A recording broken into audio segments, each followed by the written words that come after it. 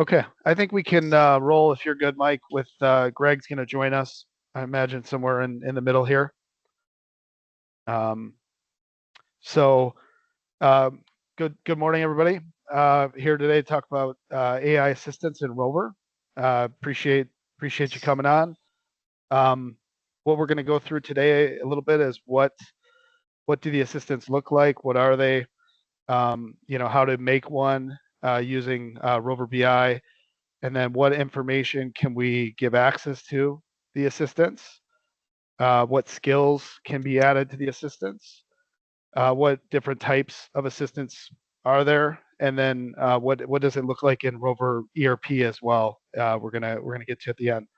So and then at the tail end of the masterclass, we'll do our usual what's new in Rover. So typically we do that at the beginning. We just wanted to make sure we got through all the AI content that there is. So hopefully at the end we'll still have a little bit of time for that. As always, chat's open, and just want you to today to at any point jump in with kind of what are the ways that you would find the most value using AI assistance in your ERP application. Okay. Like what's the most meaningful things you would like to see as we go anytime, please put that in and or email us after. And we'd like that feedback because it kind of helps guide us in the product development side. So without further ado, chat's open. Let me know if there's any issues with that. And then turn it over to Mike to start showing us what are these assistants, et cetera, how to do it. So, Mike. Cool. Yeah, awesome. Thank you. All right. As many of you know, we've been working on AI for a bit now, and we're doing that through Rover BI. That really has presented a natural spot for us to bring assistance and AI to the conversation because BI has context for your data. It's also separate context for the data, right? So you're not going to jam up your ERP, your real core production system with a bunch of AI activity directly. You can still integrate them, as we'll see, but it's nice just to have that separate system to be driving those AI conversations so that you basically preserve all of your normal production workload activity. So yeah, if you want to be using assistance with us with Rover AI, you need to be on Rover BI. Many of you are that I see in the list. Some of you are not. That's the conversation we want to have first. And it shouldn't be a scary thing. It's fairly trivial to go through the process of getting your data into Rover BI so that you can do a lot of cool things with it. We'll run through that process real quick here with just a sample data set, just so you can kind of see how easy it is to get up and running. We'll pretend that we've connected up to a new database, your system here. And then we'll go ahead and create a new data set over here coming from your system. So if I prepare this data set and run the query, it's going to populate the data over into this system. And now here we are. We've got orders information from your system sitting in Rover BI. Cool. If this were a Rover BI demo, then we'd talk about how you can build dashboards and do other kinds of visualizations with it and stuff like that. Many of you have seen that stuff before or are doing that already. But it's not about that. It's about AI. So the next thing we're going to do is pop back over here into our assistant section. We're going to say, oh, I've got a bunch of assistants set up, but we'll create a new one here just for our purposes today. So I'm going to new assistant, master class, cool. Let's do assistant demo. There's two different types of assistants you can set up. Predominantly, you'll be setting up assistants that do this first thing. They answer user questions directly, or they get skills to take some other kinds of actions. The second type is an assistant that it can't do anything other than refer questions to different assistants. This concept becomes important as you start to create assistants that need to do a lot of different jobs, it becomes much more performant to organize those jobs into specific assistants, right? Think of it as a new employee joining the organization. You're going to focus them in on a small subset of tasks. You're not going to teach them how to run the entire business. So for this to work efficiently, you will end up with basically an army, an organization chart full of assistants, and they don't intrinsically know how to talk to each other. They need another assistant, like a manager, who's sitting there and able to route the work to the right assistant. That's where the second option comes in. But for today, we're just going with that first option. So create the assistant. Here we are. If you've used ChatGPT or one of these other popular platforms and built out assistants anywhere else, this might seem kind of natural in terms of the prompts that we've got here. We can go through and customize name information and change the type if we wanted, give it a different logo. We can customize the welcome message it's going to present to people, default prompts it might suggest. We can give it instructions, hey, you are a staff accountant whose primary job is to help, perform collections for customers, or to, you're in the warehouse managing inventory or something like that. And here's how you're going to do that job. This becomes the place to provide that information. If it needs to have access to any sensitive information, you have a way to do that and keep it protected. Then that sensitive information might be stuff that it uses to then talk to different APIs and stuff like that, go access some sensitive information. So it's like if it needed a username and password kind of a thing, you would be putting that stuff in here. And then advanced stuff, you generally find you won't be touching this, but if you really get into min-maxing the efficiency of the assistant, you can come in and customize the model and really dial this into. For the astute in the crowd, you'll see these models that are in use in the background are coming from OpenAI. This does use OpenAI through API calls right now. We'll talk about that a little bit more later, but for now, we're not going to do anything in the top level configuration. We're just going to come in and give it some knowledge. So the main way you configure these assistants is to give them knowledge, give them skills. We created that data set for this test. So we'll come in here and scroll down. There's our orders demo. Go ahead, Bill. Just to jump in a little bit as he's doing that. Again, in the chat, let's talk about any kind of specifics here, but I think there's probably potential here for different departments in a business to maybe make their own assistant that they want to kind of, have their front facing assistant and specify instructions about, when I ask for order information, I want you to use this data set and I want you to, do this. This is the way to do it. So, you have a little bit more control this way, I think, to basically kind of establish what the assistant's going to go to for information, how it's actually even going to read into the data set that we're looking at. You can kind of call out, use this column for this kind of question. And it becomes really important just to getting accurate information back. So just wanted to highlight that point, Mike, and let's keep rolling here. I think it's a great idea. It kind of goes back to having like an org chart of assistants and focusing their tasks on different areas of the business. You really can think about the departmental level areas and the types of functions that it becomes helpful for somebody to be doing in those areas, right? So we'll start here, right? We've added the data set. So this assistant has context for this information. While we're in here, let's just see if there is...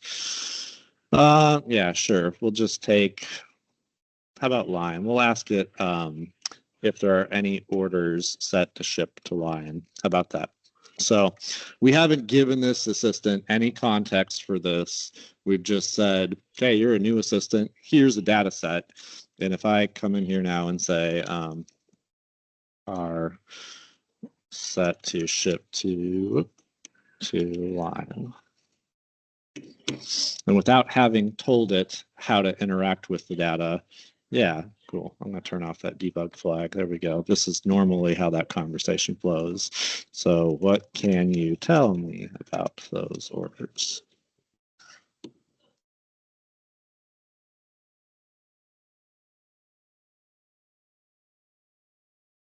So pretty cool. Without having done any tuning yet, we've just said, hey, you're a new assistant. Here's access to some data. We've started asking questions about the data. This is maybe where it gets fun to start to add in some skills. By the way, we want this to be interactive. So if there are any questions from the group right now, if you want to ping them in chat, raise your hand. Happy to be addressing those questions as we're working this. But a natural spot from here is to start to give the assistant, either access to other data or access to skills, right? Let me get the assistant doing something more with information. And so a normal natural thing is to give it like the charting skill.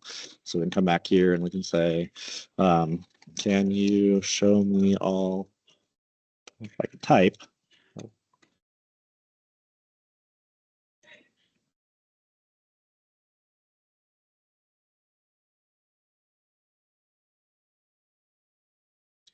Sure, salesperson is a field it's got. Let's just graph them out, asking for a bar graph specifically, grouping by the salesperson.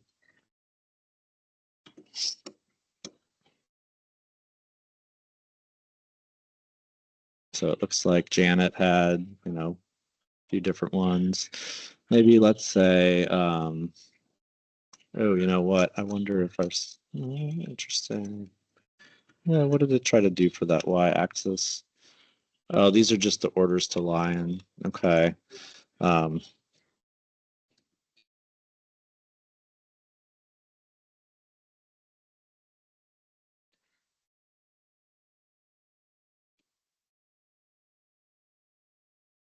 and once we're kind of spinning up a new one here on the fly, but we can also show you the functionality and some of our pre-built ones as well with yeah, instructions. We'll pivot to that in a minute here. I think it's just kind of interesting to see how quick and easy it is to go, all right, got my data in here. Now I'm going to roll a new assistant. You don't have to be a ChatGPT expert. You don't have to go through the process of even setting up your own account. The way we deliver this for people is we manage the ChatGPT account for you. We generate tokens for everybody's distinct business. So you have nice, clean separation of your stuff versus other people's stuff. We're also cost controlling things on that side. So you're not plugging your credit card in anywhere at the moment to start paying for tokens and stuff. We're managing all of that stuff for you, so that you can really just very quickly go, hey, I'm into the system. I've got my data into the system. Now I'm creating assistants, agents that can be doing stuff with that information. This takes us through adding in the charting skill. Bill, I do believe, as you mentioned, you've got an assistant prepped here that has access not just to charts, but also to be able to generate templates and I think make some API calls too. So this is now like, hey, we'll fast forward a little bit down that timeline of having an assistant that is a little bit more fully formed and not just able to help you answer questions about the data and do some reporting on the data, but also helping you to take action against the data, against the system. Cool? Yep, absolutely. You want me to jump to that, Mike, for a moment, or? Okay. Yeah, let's do it. Perfect spot. All right, I'll flip to that. So here we just go back really quick a little bit back to the BI side because not everybody's familiar. We've got a demo sales order data set, and then we have a template, which is a sales order confirmation. So basically this this template is something that you can use AI even to create the template. I'll just show you a little bit what it looks like. But here you're just going to basically provide it an order number, and then you have kind of custom HTML design to just kind of design the document. So it's like a PDF order confirmation.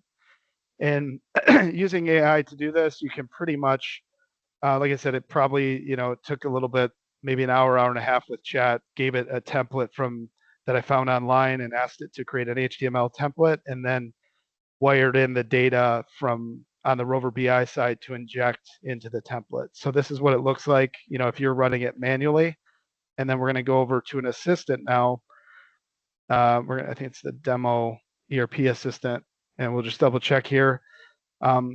Here you'll notice it's got a little bit more skills built out. It's got a knowledge. It's got this SO data set. It's got an order history data set, and then it has a couple templates here. So sales order confirmation is one of them, and send email is one of them as well. So this would be an example. Can run an order confirmation for 28252, and that's going to be a sales order that's in this sales order data set. And give it a second here to think. And then it produces the document. So the logical next step here, please, email this. Just send it to my account here.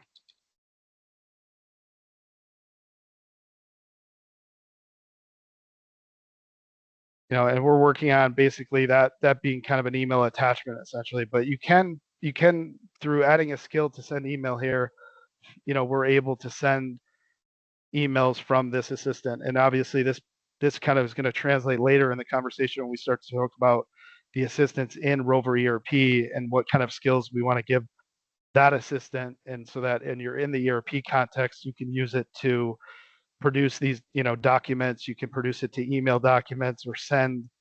Another thought is we can use the templates feature to create email templates. So we might want to design a template that the email body, says with a customer with some branding, et cetera. We would be able to give that assistant that access to that. So that's what I got there, Mike. I think I wanted to kind of make sure too, we talked a little bit about, we hit data sets, now templates. I think it'd be natural to talk a little bit about libraries as well, and how we're starting to use libraries. We don't have to necessarily, but for support, because a lot of our customers do have technical products or they're selling things that require support. And so it'd be great to just kind of explain how that works a little bit. So yeah, totally. So libraries are they're not in production yet. They're still in dev tests, so we've got them in this environment. They will be dropping into production very soon. Let me get my screen share going back again. I'll show you just how we're using them at the moment to give you a sense for why this is cool. I will jump in real quick there, just so everybody knows too, that I think we're expecting a pretty big update to push out, like you said, soon. I think it's by the end of March.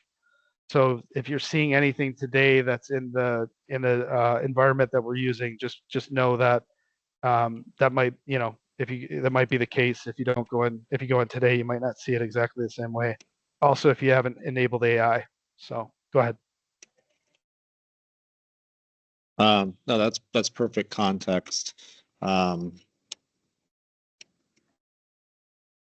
Sorry, I've got Greg here. I was just trying to catch him up on what we'll be kicking to him for next. So, yeah, on the library side, one of the things that you can now do or will be able to do in the next release for Rover BI is link in libraries. And these libraries can be any number of things. The way to think about them is like, hey, this is data that lives outside of your ERP, right? So in the conversation of like getting your data in here, generally what people are thinking about is, hey, I've got, all my ERP data that I want to get into this system so I can do some reporting or give an assistant access to it. But what you can do now with these libraries, as you can see from this list, if you have, policy, process, documentation, sales information, stuff about the organization sitting in, Box or Microsoft, whether it's OneDrive or SharePoint or Teams, you can link that information in so that the BI system is able to look at the data that you have living in those documents as a library. And you can then give an assistant access to that library. So sorry for if that's a little bit of a fire hose, guys, but that I think we're already using it or finding ways to use it for product information, support information. So just want to get you just share that. Here we got a question from Amir. Mike, Yeah, what this formats are supported? Yeah. for which formats Uh, are supported in the library? yep. You mean file formats or data source formats? Okay, we got a data source. So data source. So you can draw data from Box. If you use Box as a storage system, you can do it from Microsoft, whether it's in OneDrive or Teams or SharePoint. And then for the technical side, which applies less to most of the people in the group, but something this actually is showing here. What's been great for us is we have all the source code for Rover in these systems in GitHub. And so we can share the GitHub documents, the code files for everything with the assistant and ask the assistant questions about that stuff too. So here I was actually showing, we could have the assistant convert some of the core Rover internal code, which is the program it's referencing, into another language even. So I'm also able to ask it questions about the code, the programs, things like that. I think for the audience, really, especially for the Microsoft users out there, if you think about all of the data that you have for your organization living outside of the ERP, sitting in OneDrive or SharePoint or Teams now for everybody that's adopted that, the ability to say, okay, BI, here's access to this SharePoint site, and have it be able to scan and see your Word documents and Excel files and things like that, PDFs that you refer employees to. You start to see hopefully a use case there where it's like you could have HR questions that are being answered by the assistant because it's just reading the employee handbook that you've got and answering that stuff for people. You could be, if there's a PDF or Excel spreadsheet with sales information in it that is, important, scan through that and relay it back, right? So it kind of changes the game a little bit so that you no longer have to think about putting all of your organizational information into the ERP if there's really no other reason for that info to live inside the ERP, but you want to be able to do stuff with it, like have an assistant scan that information and use it to answer questions and stuff by linking in the libraries over here. It gives you a capacity to do that. I expect the data source list to grow pretty completely, or pretty quickly. Like a natural one would be able to draw from Google Business, because if you're running your company, you're probably running everything off of Microsoft Office 365 or Google Business, right? And so for those of you on that side, it'd be great if we could link in our Google Docs or Google Drive effectively, the same way you're describing for the Microsoft side. So expect more to come there. But again, the nice thing is okay, you don't have to figure out a way to suck all of that information into the ERP if it doesn't really make sense for it to live over there, right? Great answer. Great question. Keep them coming in the chat if anybody else has any questions. And then, Mike, is there anything else we want to show before we turn over to Greg and start looking on the ERP side, what it looks like? Yeah, I think we can land it with Greg because that's a spot for us to advertise more of the API skills that we're starting to expose. So when it is actions that you want to take against the ERP, having the capacity to do that, we can have Greg show that off. And I think we'll also be able to give you a taste of having the assistant. Everything else we've been looking at here was the assistant living inside of the BI interface, but you also can have the assistant living inside of the Rover web interface. So for the administrative users in the room, you'll be touching the assistant a lot, especially during configuration on the BI side, like we've been showing here. But as soon as you have that assistant ready for your users, you don't really want to ask them to go log into BI to be able to talk to it. You don't really want to put that assistant somewhere else where maybe other people could access it. You want to have it nice and controlled where they're talking to it through the web interface, through the ERP. And Greg can show a snippet of that. All right. Okay, Greg, if you're good, take it away. And we'll just keep going on our kind of route here. We'll talk about the ERP side, and then we'll try to hit what's new in Rover before we close. Just again, keep any ideas as Greg starts to show the ERP side. If anything comes up with respect to what are the ways you think that AI, this assistant in Rover can be most valuable to you, then please, feel free to shoot us an email and or just put it in the chat right now. We can talk about it. Okay, go ahead, Greg. All right, thank you, Bill. All right, so I don't think it's been, sorry, I joined the meeting a little late. I don't think we've shown the chat agent within Rover Web yet in this demo. We may have shown it in some other master classes, but this is what it looks like when you're in the application. There's always a little chat icon here. You click on that, it opens up an assistant. And from here, you can interact with it and ask it questions about your data.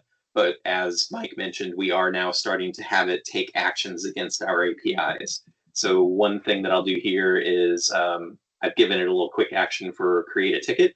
So if I ask it to create a ticket, it knows the context for what it needs from me in order to create a ticket. Just told me I need the customer number, description, and type, assignee.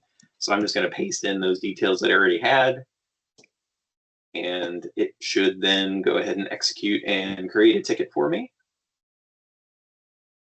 And it should report back. So it's saying it created ticket 665, and then I can actually ask it to navigate me there. So if I ask it to show tickets, it should pop me over to the ticket section of the application. And there is that ticket 665 that I just created. So that's pretty cool. We can also do things like show a part. And keep in mind, I'm clicking on the buttons. That's really just pushing in a request. So I asked it to show me a part, and it's saying, which part would you like me to show it? So I'm going to tell it to show me part 93. So now it's going to navigate over to the inventory module and show me part 93. I could also just say show part Captain. Yeah, I just want to jump in here too. Like creating a ticket, that's a very important record for our company when we're supporting customers. But record creation is a really exciting part of this, I think, because it is the thing that consumes a lot of time sometimes, and it's kind of could be a repetitive task. It could be a lot of administrative. So we're really interested to hear from you, kind of what you think the records that you would want the AI agent to create for you, would be, and then we could start talking about the workflows and how to kind of incorporate that into this. So keep going, Greg. Just wanted to hit that. Or Mike, looks like you got something there too.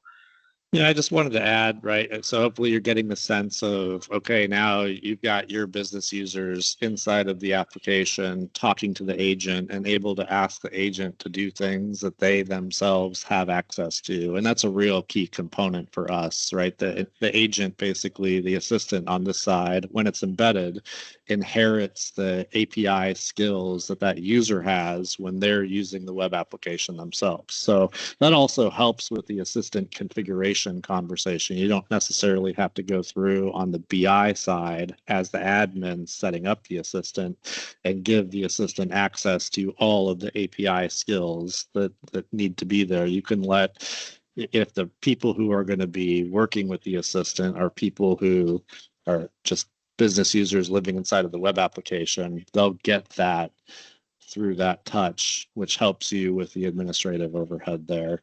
The other cool thing that Greg's been playing with here, and I don't know that you're really equipped to show it at the moment, Greg, but if you kind of think about the overall milestones here that we've hit with this project. Phase 1 was being able to get the assistant to interact with your data. Phase 2 was being able to level up the assistant to be able to take action against the data. Along the way, we also got to a point where we can inject things that are not coming from the ERP, right? Other libraries, outside libraries of information. Phase 3 of it, really, in a world where now the assistant can look at your data, can take action against your data, is doing that stuff on behalf of your users. The next step was really, how can the agent drive more of the user's interaction with the application so that it's not just in chat saying, hey, create the ticket with this information, but like Greg's showing, can you go navigate to this page for me? Like, help me go do this other thing.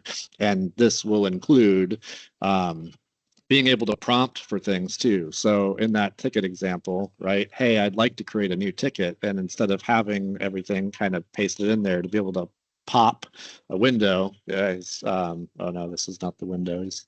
Oh, that is the window. Yeah, showing the settings dialog. So not the ticket prompt, but you can see now he's asked the assistant to actually show something from the web interface, and it's able to do that too. So the assistant really is becoming more of this living, breathing extension of the interface and the user who's using the interface, right? Which really creates a powerful experience.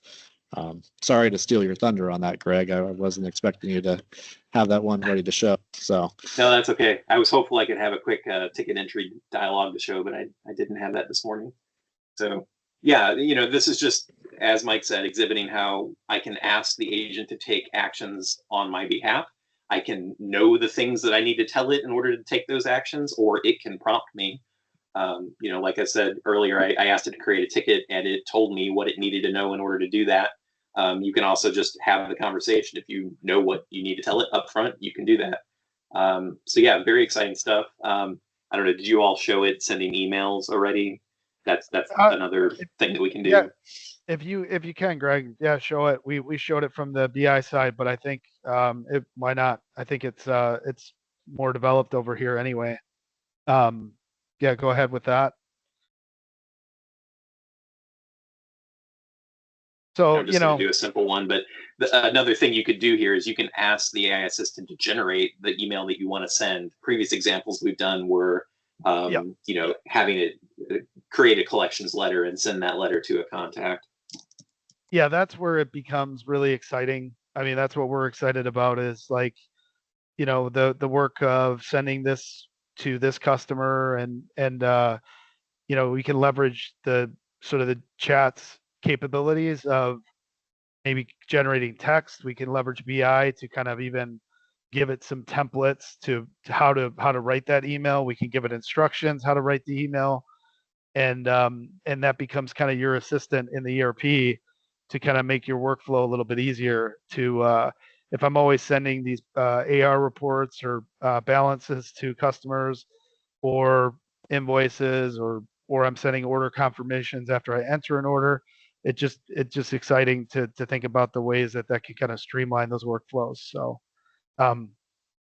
yeah, let's keep going. By all means, just want to add that. So I think that covers what I was going to show on the AI assistant. Did we want to jump into the couple other kind of new features that are being rolled out in the Rover Web?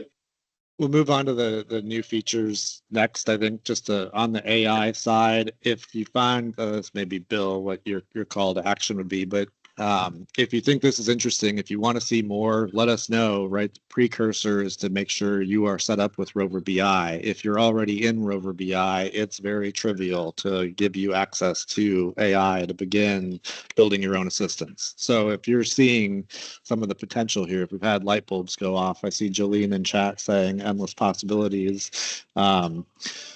Let's have that conversation. I don't think you need to wait. This is really, we can have that conversation on your terms. Eric, how confidential, or how does the information stay confidential? The big difference with OpenAI between you just going to ChatGPT and having a conversation versus using OpenAI through the API calls is that everything done through the API is private and protected to you. It's not used for model training, and you don't even have to take care to opt out of all of that. And we are further separating all of that by managing the OpenAI API connections. So when you come to us and say you want to use this, we don't enable it for you in the same general API flow that everybody else who is using the product goes. Your stuff goes through a specific API key and token environment generated for your stuff. So not only are you protected against the general ChatGPT, OpenAI data collection and model training conversation through there by going through the APIs, we also further segment everybody using that stuff through the product, through us, by managing that other layer. If you wanted to go through the process, if you had your own OpenAI organization account, you wanted to generate your own tokens, you can do that. We don't stop you from that. That does require credit card information and with them and start buying the tokens and credits and stuff like that on that side. But that's how all that stuff stays kind of separate at the moment. There's further protection around all of that through the fact that BI is really the intermediary in the conversation too. So it's really adding an additional protective layer between the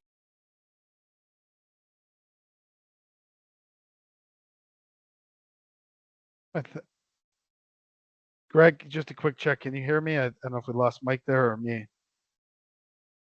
I can hear you. Oh, okay. All right. I think we're good now. All right. Okay. Okay. No, great question from Eric there. And yeah, again, Jolene, totally agree. Just seconding Mike on that with the, endless possibilities. So, Mike, if we're good, I think we could turn over to Greg then. Greg, if we want to do our kind of what's new in Rover, and again, chat's open for any questions. I think you should be able to also take yourself off mute. That's kind of we're trying to add that in here. So if you want to ask, you can. You can. But with that, turn it over to Greg. Thanks, Mike.